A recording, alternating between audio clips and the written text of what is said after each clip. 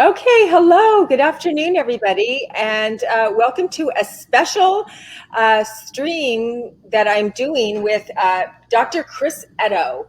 And Dr. Chris's son, Dylan, graduated this school year in June, and it was a huge celebration for all of us, and it's a huge success story. And that's why I invited Dr. Chris onto my platform today, Advocates for Angels, to share her success story and also to share with you parents this summer, to give you hope, to give you encouragement, to just let you know that there's a light at the end of the tunnel and that anything is possible for our kids.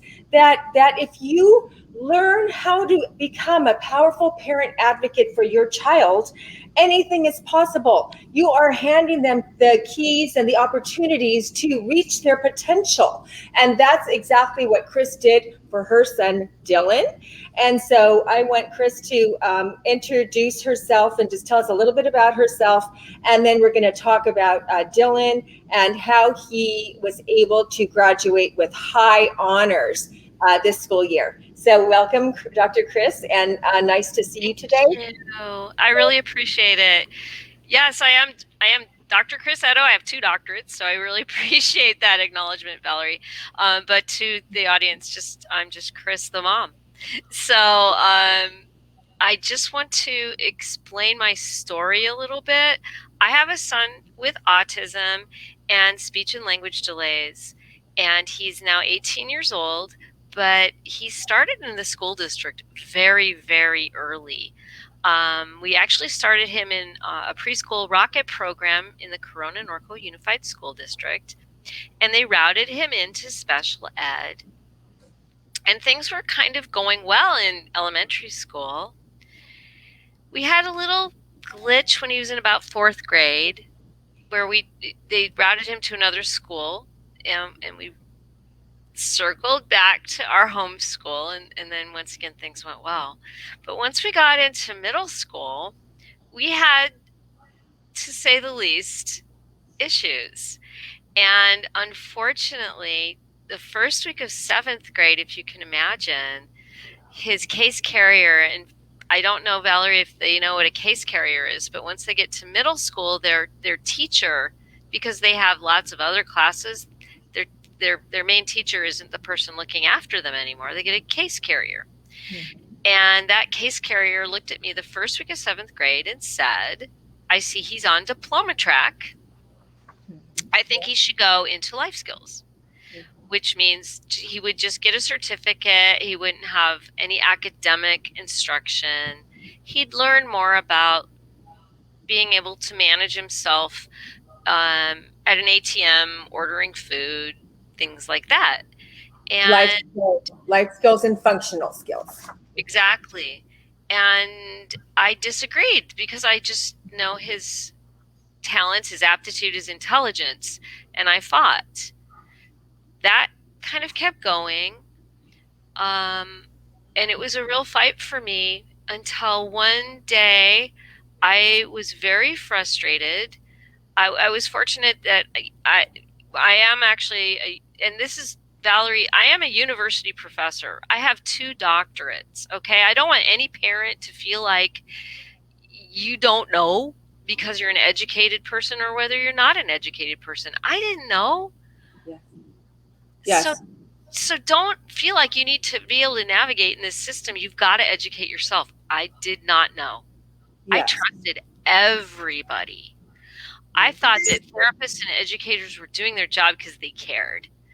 I learned the hard way that some really do care, but they're kind of gag ordered. That's a great term. Gag ordered. They're not allowed to tell you what's available. They'll get in trouble. And others are completely okay with that because they just want to do what the district tells them to do, which is limit services as much as possible. That's right. I really don't understand how somebody like that can wake up and look at themselves in the mirror next day, but that's what they do, and they feel good about themselves. Yes. I was lucky enough one time to get the dean of my college who is someone who has a PhD in education. She's a physical therapist as well, to come to my meeting with me, and she helped me a little bit and helped me with potentially getting him um, an aide.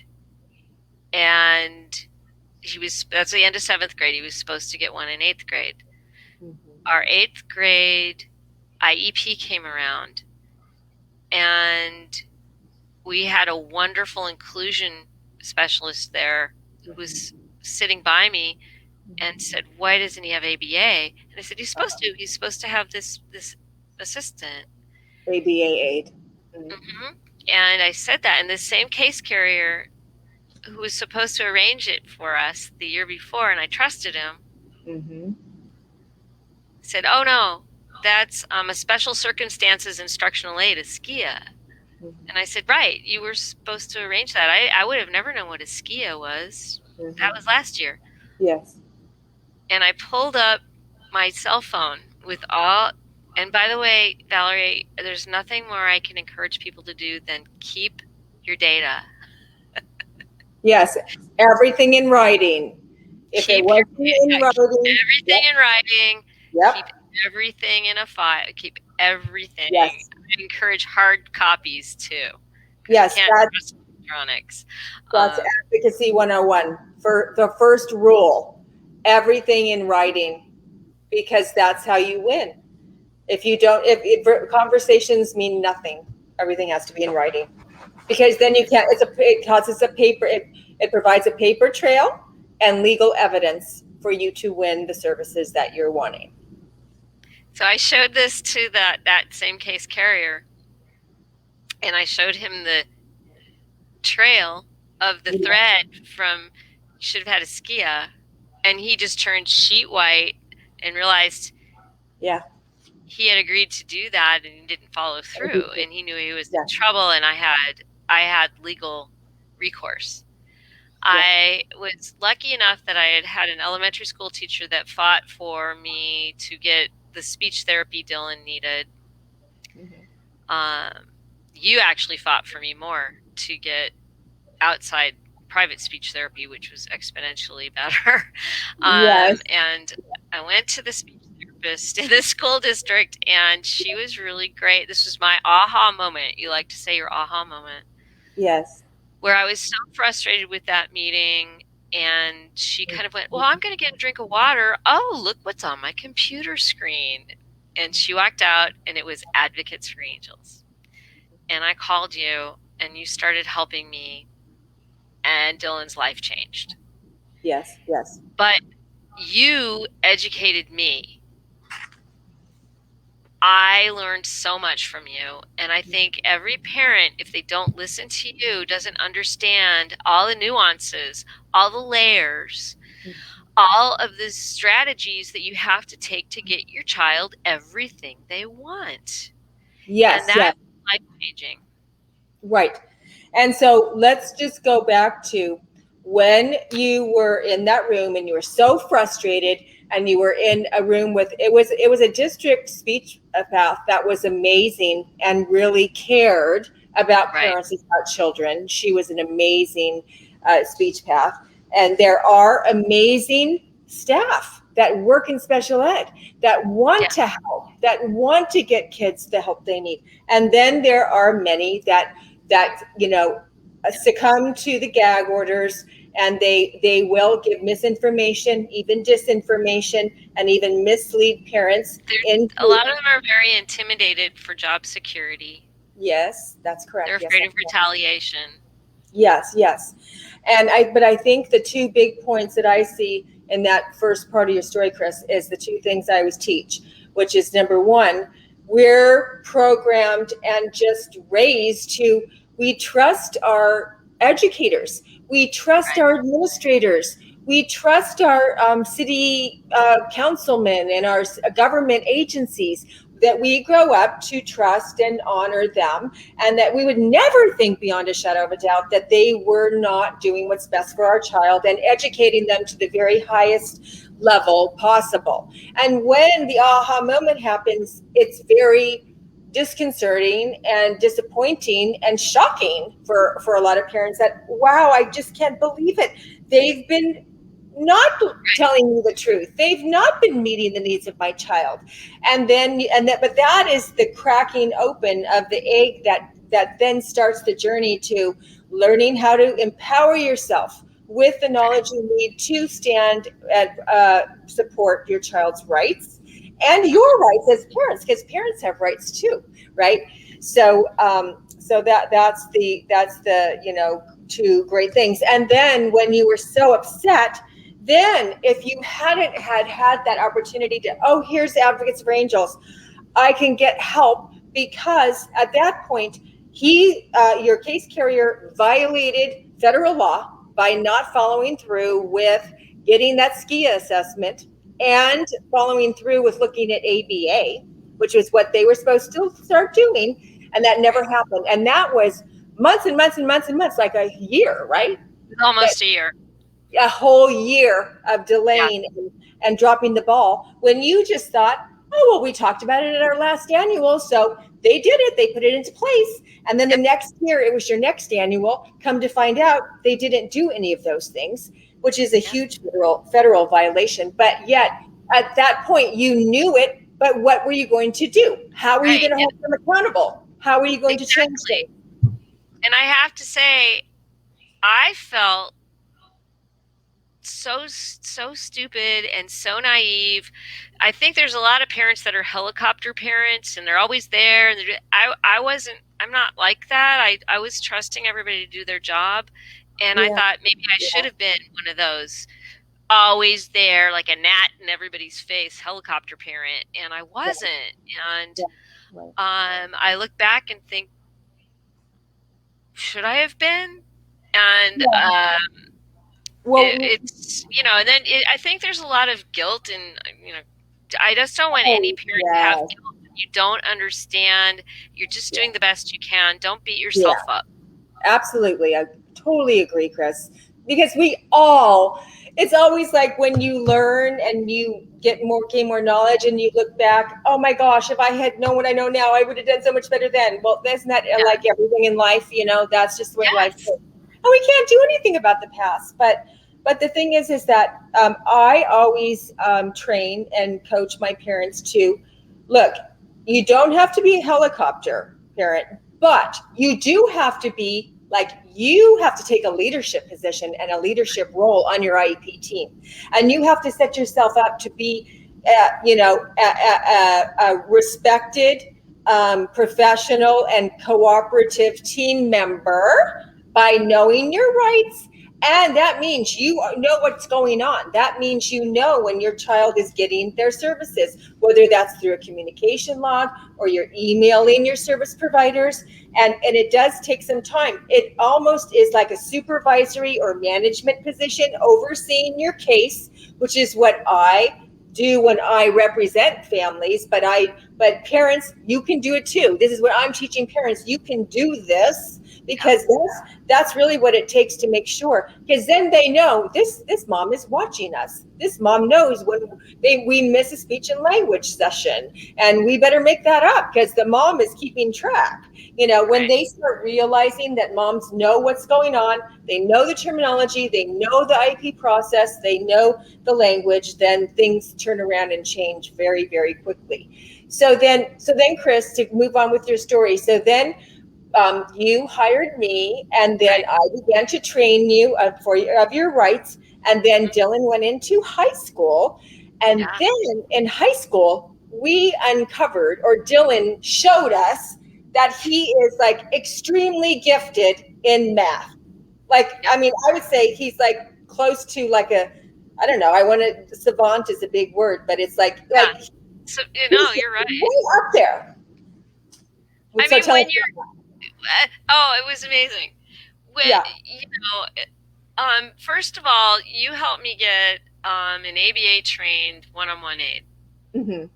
That made Yes. all the difference. I remember Yeah. in middle school almost wanting to pull my hair out because homework would take me 3 to 4 hours a night. Yes. And then you helping me get a properly trained, because the school district, quote, ABA aides weren't really trained to do what they're supposed to do.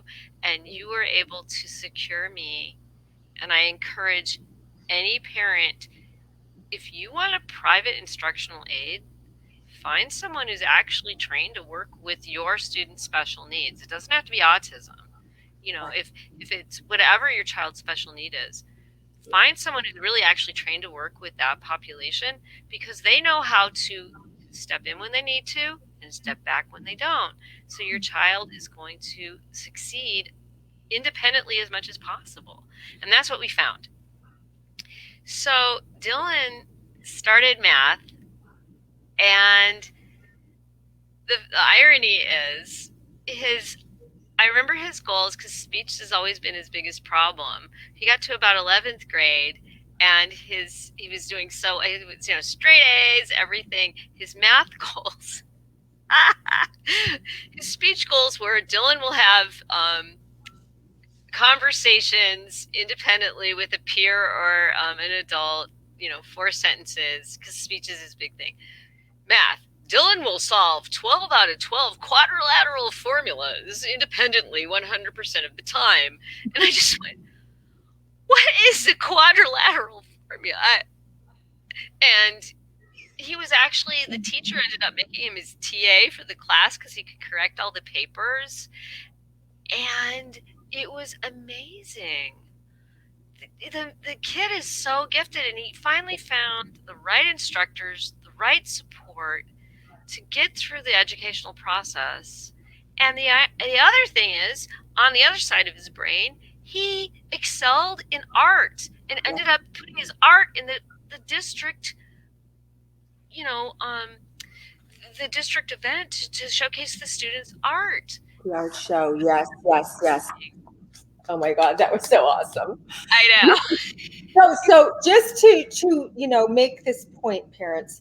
So the right and the left hemisphere of the brain, Dylan is gifted at.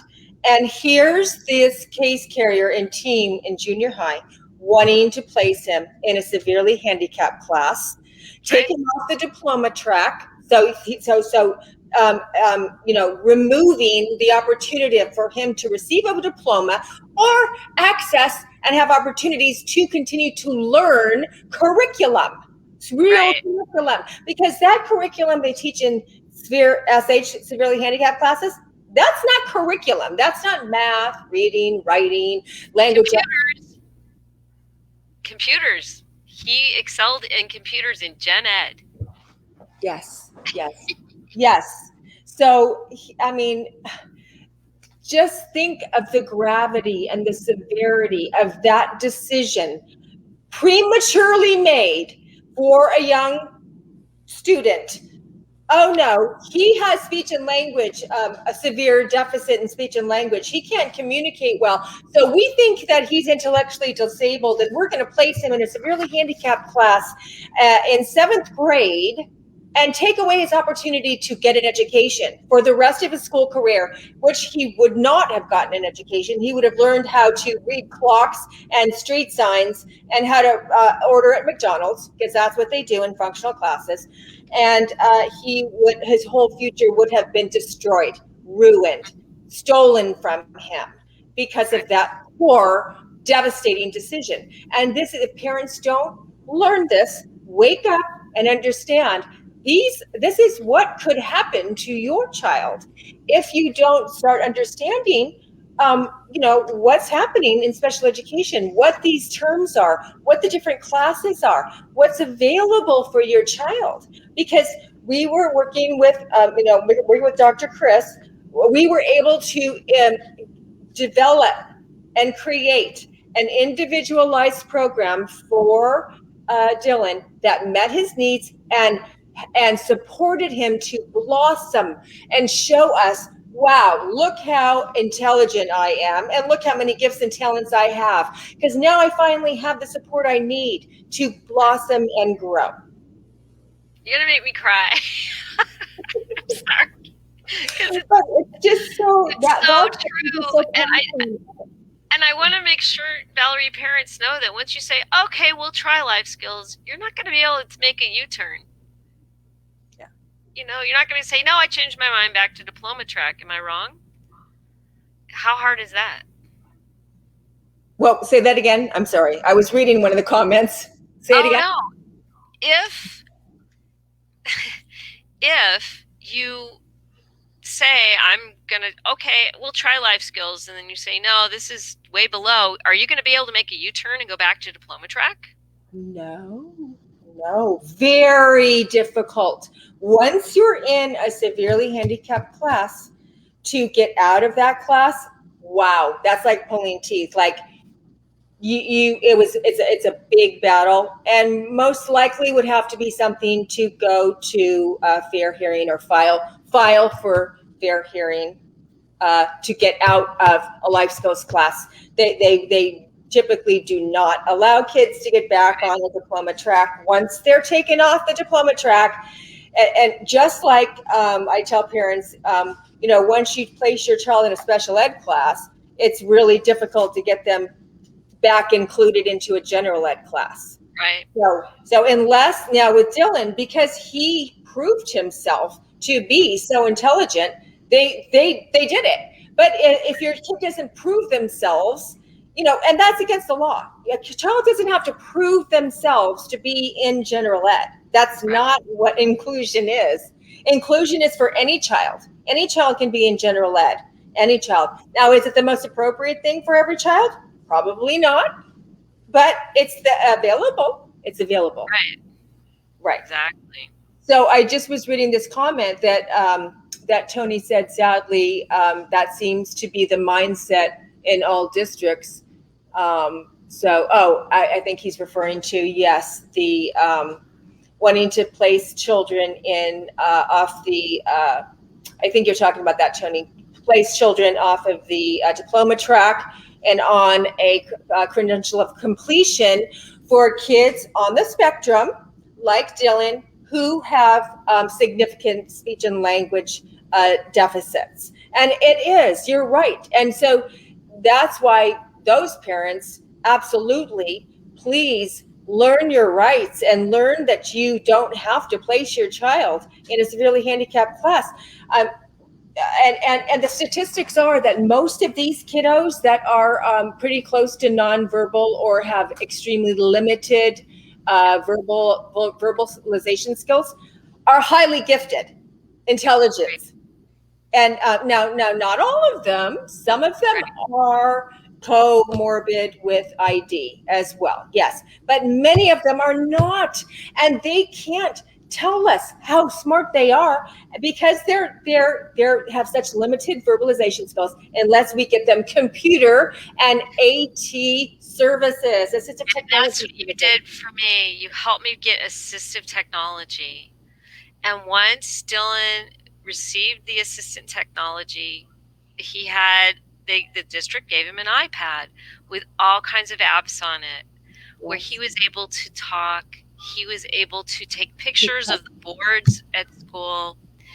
It was able to do all of those things. Assistive technology, and you have to make sure there's so many things out there. Yes. Find the right apps for your kid.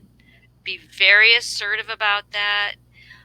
Follow through with it because it really helped Dylan verbalize. It helped him participate better in classes. Yes. Assistive technology was life changing. Yes. Such a huge piece of uh, supporting children to be successful in school is assistive technology, because these kids that are highly gifted in intelligence, once they learn they can communicate through typing, the whole world opens up to them. Then they're like, Watch oh, out. I know how to communicate. I can communicate now through typing. And then tell them about in virtual schooling how Dylan would just be chatting up all of his friends in the notes in the chat box on Zoom, right? Where before Right. he was very shy because he can't verbalize. But once it was everybody was talking through typing, Dylan was right in there, and it was like a Oh, different it's thing. crazy. We were, I know that a lot of kids didn't do well with COVID and the lockdown, but man, Dylan did well. He Yeah, thrived. All of a sudden, he was in the chat and he was typing away. He'd get on the screen and he'd say hi to his teacher to be the first one there. He's all ready. And organized, but he'd be chatting away and he's got a wicked sense of humor and nobody knew that beforehand. And I think you remember, Valerie, we had an IEP and they said he's hilarious because he was like typing things in and I said, I know. Yes.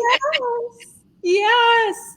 He did Yes. so well with that. He was so comfortable because it's so hard for him to get this to this Yes. and verbalize, but he knows what he wants to say. Right. And he was typing away and making jokes and everything. He did really, really well. Right, exactly. So yeah, so he thrived through because the virtual schooling was all computer based and technology based, and Dylan, has great technology skills. So Right. it was a time of progress for him, even For though him, for it many was, yeah. kids it was not.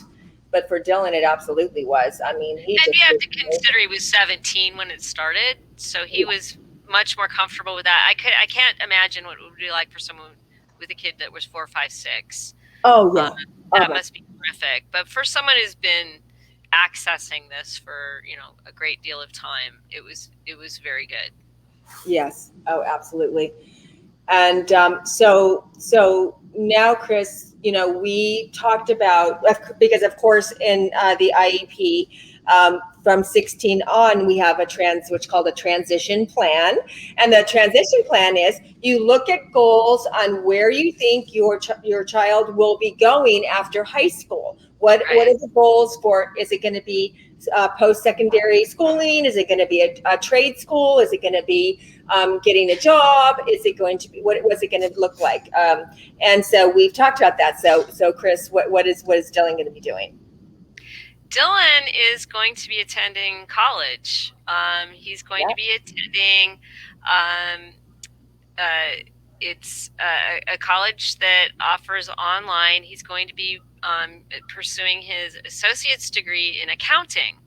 Um, his ability to do math, his ability to do computers. We didn't really talk about how he excelled in computers and how we had an amazing gen ed teacher that supported him. I want him to teach me how to use Excel because I'm not good at it. And his ability to do that, plus family support from his uncle, who's a CPA.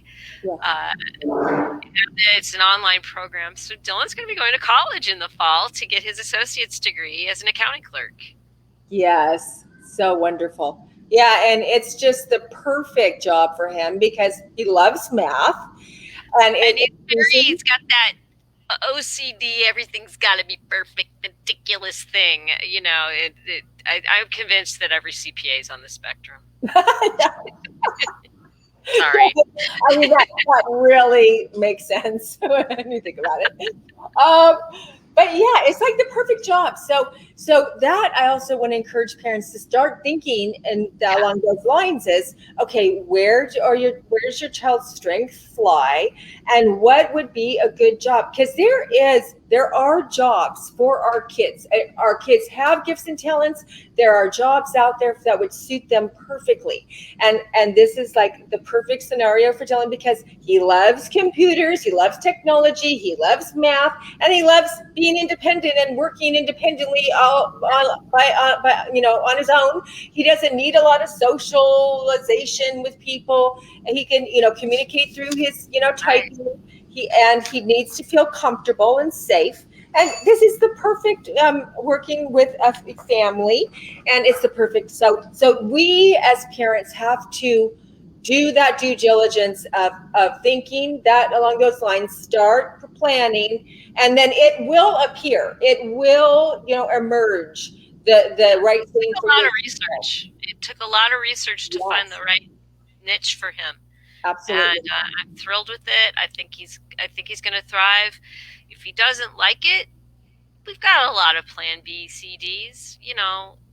Yeah, yeah, That's okay. But yes, we really yes, feel like this will be really great for him to feel that independence, yeah, to work, to yeah. I think it's going to be great, Oh, it will be. and I And can't wait to see him in another cap and gown. yes, another diploma, which yeah. I know that is going to happen. Now that he knows how good he is academically, he's going to just thrive now because he knows he can do it now. He realizes how what a good student he is now. He has the Yeah. confidence. He has the confidence. But And I think you saw that with that crew of that night and day difference of the team from 10th to 11th grade, when all of a sudden he had the dream team of these teachers, between gen ed teachers, special ed teachers that were just really amazing educators. yes, What a difference. And yes, everybody came in highest grades in math I've ever had. Sending his art to the district. It was just, you and I sat there at that table and went, it's like, look what happens.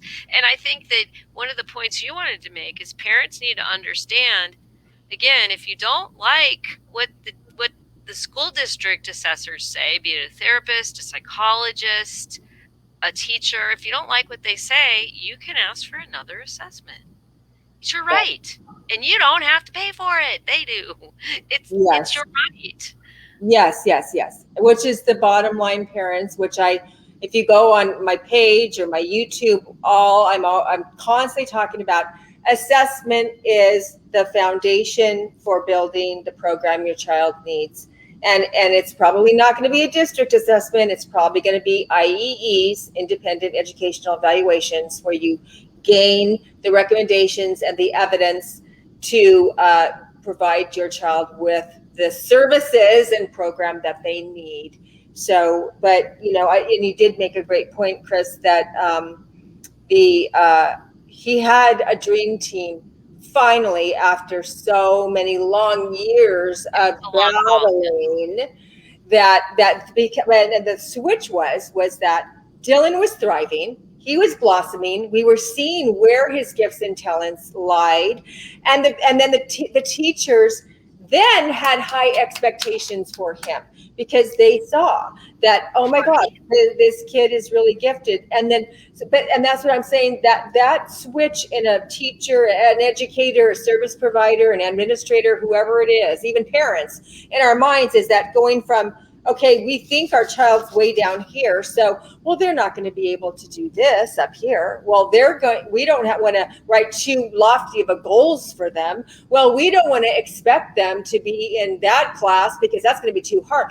So we limit the expectations, we yep, limit the opportunities. It's just what happens. Instead of having high expectations and thinking that they are capable far above what they're showing us at the time. Because many times, if they don't have the right IEP, if they don't have the right supports, if they don't have people around them who believe in them and believe you can do it, I know you can do this, I know you can make this, you can get this goal, you can take this class, you can, whatever it is, kids respond to that belief system around them.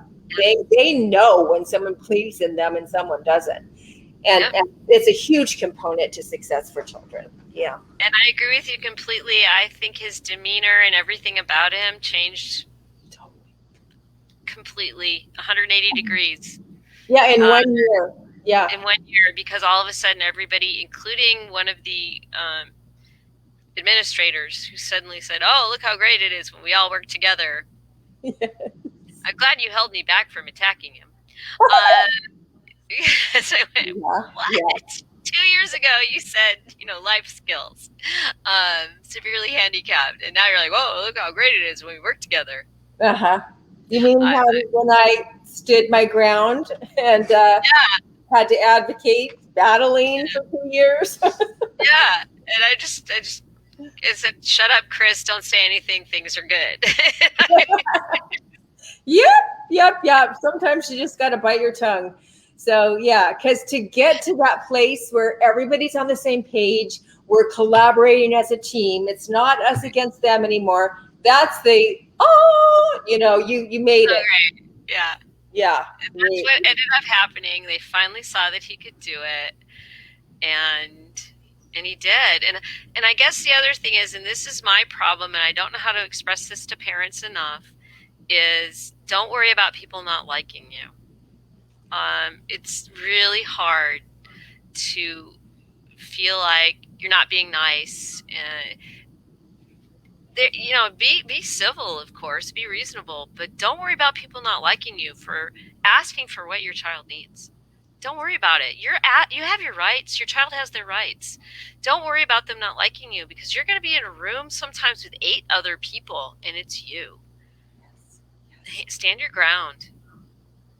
I don't know what else to say. Such a good point, Chris. Such a good point. And parents, remember, this is coming from, a professor, an educator, and she's telling you, don't care if people don't like you, because it's not a popularity contest. It's not a, oh my gosh, they're not going to, they're going to think poorly of me, or they're not going to like me if I disagree, or if I ask for this, or if I fight for that.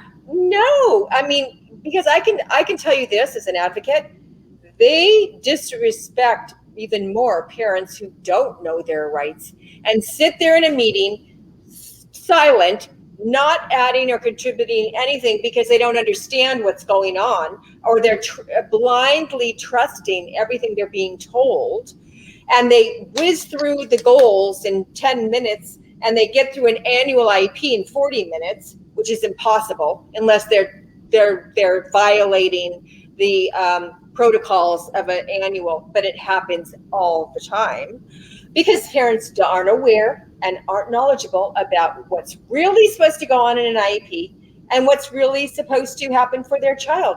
And so those parents, they're going to not like a lot more than the parents who are educated and knowledgeable and empowered with their rights, and are have a collaborative team attitude and really take a seat at the IEP table.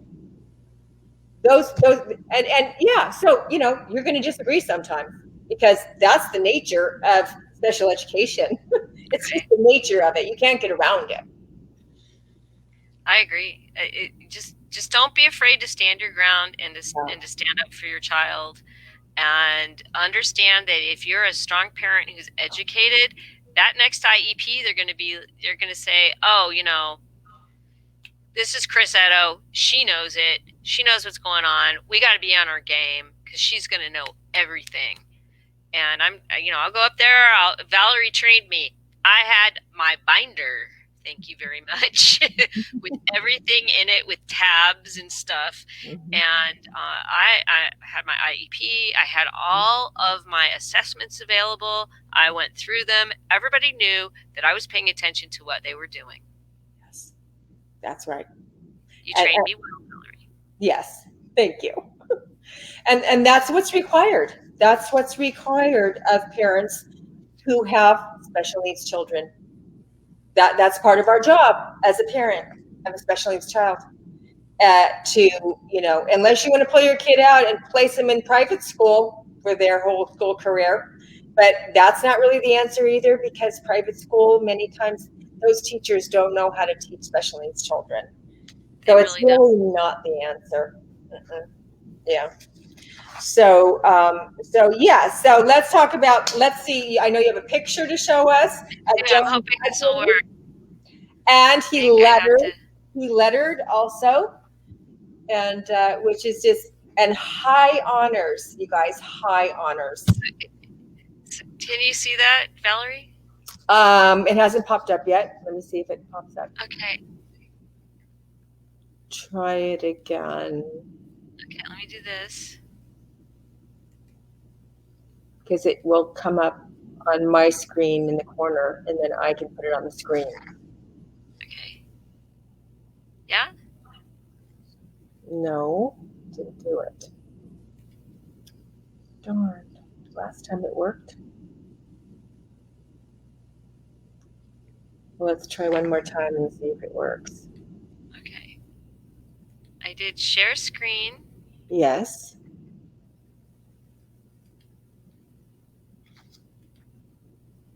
Oh, it's coming up. It's coming up. Good. Okay. Okay, there we go.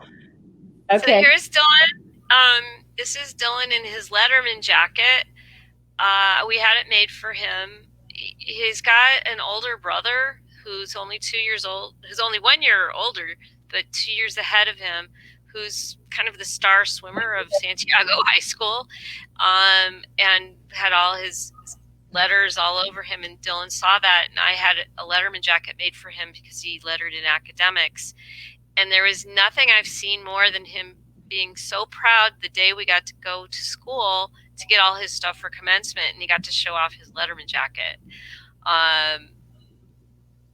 It was, I mean, I think you could see him just beaming there, Oh yeah. saying, hi, I lettered. Yep. I get it now. That's not just my big brother. Yeah, it's just me too. Yep. And then the other one is, let's see if I can find it. He graduated, and this is him. You can see his cords in his sash. And this is him in his regalia, graduating with high honors. High honors. So he had a 3.64. Yes. So, and what a success story. And so, yeah, thank you for sharing that, Chris. That's just my pleasure. He's amazing. You're the big part of it. You really taught me a lot. I've ended up meeting people in various arenas where suddenly it comes up because I'll bring up Dylan, and they know somebody, or they have a nephew, or they have a kid, and they don't know what to do or where to go, and you've helped me give them some information. I can't tell parents enough to educate yourself, understand what your rights are, understand more than anything, if you don't ask, it won't be offered to you. Ask for it. They have to say something if you ask. Yes. If you don't ask, they won't offer. No. And that they are not going to offer you or tell you anything unless you don't ask, as Chris said, and unless you don't know what to ask for, because many parents don't even have any idea what is available or what to ask for or what is appropriate for their child, what their child needs. So all of these things are things, and this is what I do now as an advocate. I coach, train, and educate and consult with parents to do just that, so that you can go into an IEP meeting and be fully prepared, knowing your rights, knowing what your child needs and what is available to your child and how to get it. And so, that's what I'm really focusing my services on now, is coaching and training, and I have curriculum and I have groups.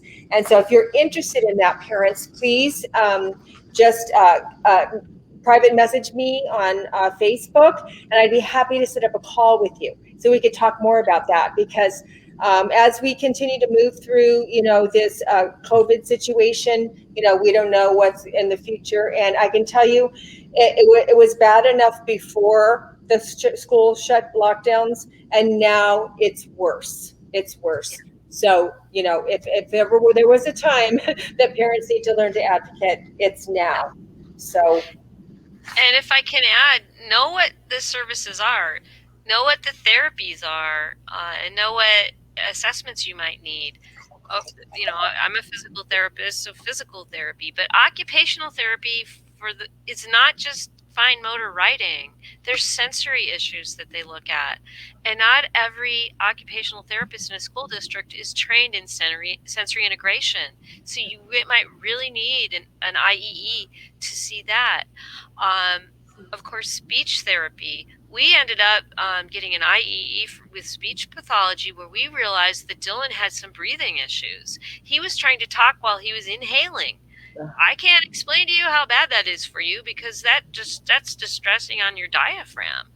And then how audiology, how you hear.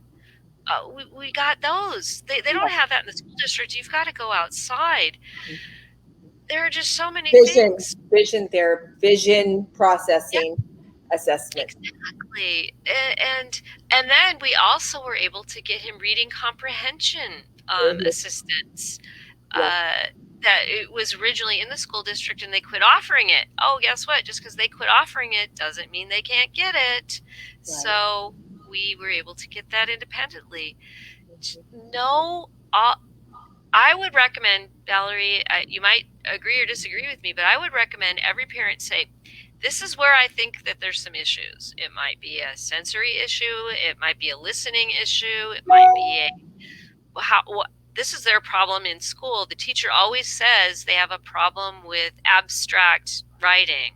Yeah. Uh, Write down everything and then go prepared and say, do you have a service for this? Why not? Hmm. Hmm. And just or research what therapies or educational services address this deficit. Go and Hmm. prepare, Right. educate yourself. Yes. And but the main thing that parents should do is get the assessment, because they can give you misguidance and misleading information if you say, because say that you ask for, I think my child needs remedial reading comprehension services. Well, I'm sorry, we don't have a reading specialist in the school district. And then where do you go from there? So Hmm. but if you have an assessment that says this child needs remedial reading intervention by a reading specialist, intensive, you know, 10 hours a week, 5 days, whatever, they give the breakdown of the recommendations. Now you got something to go on, and it doesn't matter if they have it in the district, because they have to provide it for your child if that's what your child needs. So, And but that's what they did for Dylan. He had private reading remediation. yeah, exactly. But yes, being aware, as you said, Chris, be aware of where are your child's deficits, and then what's going to address those deficits. How can those deficits be addressed? Yeah, And yeah, that's the first place to start, is to know, because they'll just keep going on year to year to year and not yeah. addressing anything, not addressing the deficits as And they. I think you'll agree with me. The goals don't seem if you don't pay attention. The goals don't budge. The Yeah. goals don't change. It doesn't show that there's any goals being reached. They just for a while they try to keep them the same. Yes. And Yes. so how can your seventh grade to your ninth grade goals be the same? Yes. Exactly. Because the remedial gap is widening and widening.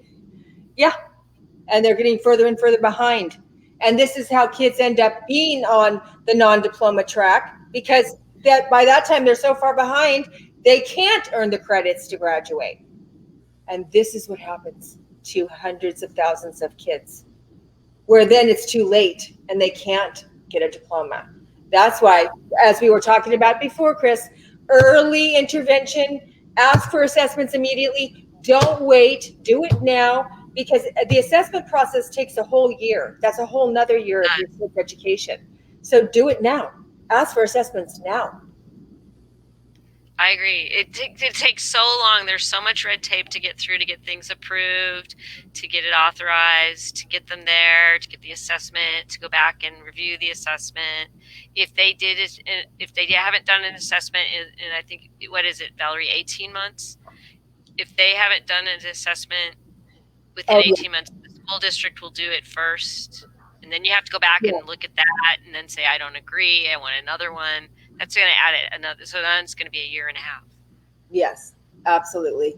Yes, correct. So yeah, start the that's our recommendation to leave you with, is ask for assessments now, and get if you've already had an assessment done, then you can ask for your IEE now. So whatever it is, your district assessment or your IEE, ask for it.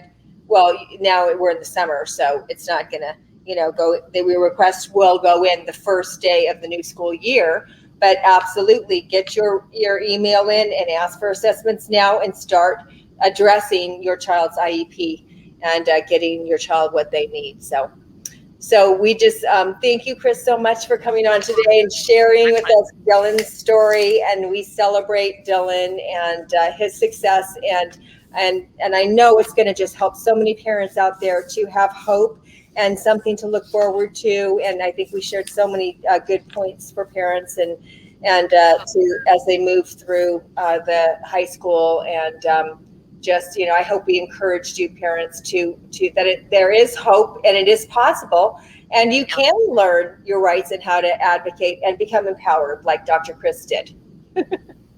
Thank you so much. I really hope it helps. Thank you, Chris. You're welcome. Bye bye, everybody.